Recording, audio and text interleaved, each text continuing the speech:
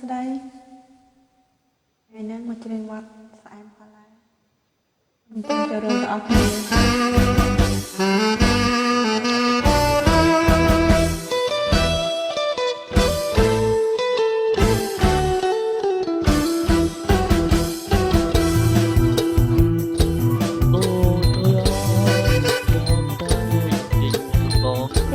តុំជួបគ្នាសោះសូគេឈ្មោះអីនេះ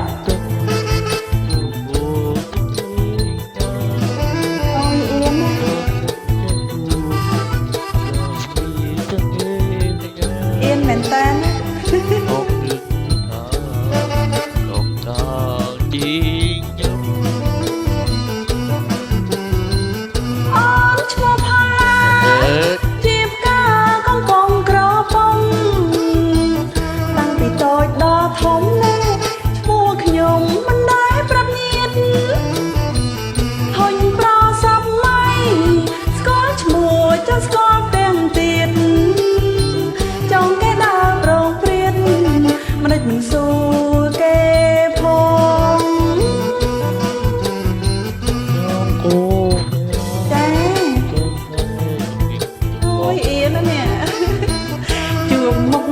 ម្ដង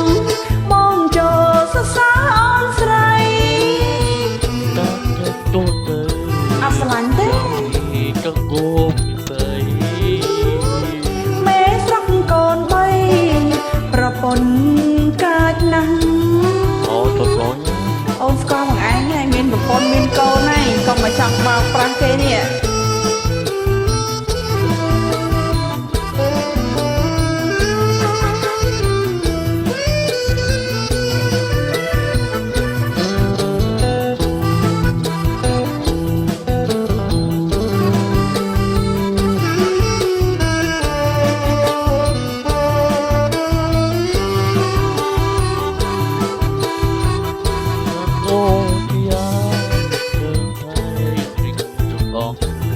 ផល្លា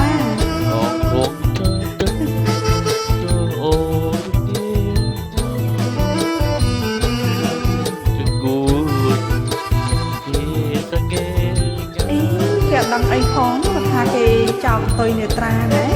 ដល់ថាជីជុំអូនឈ្មោះផល្លា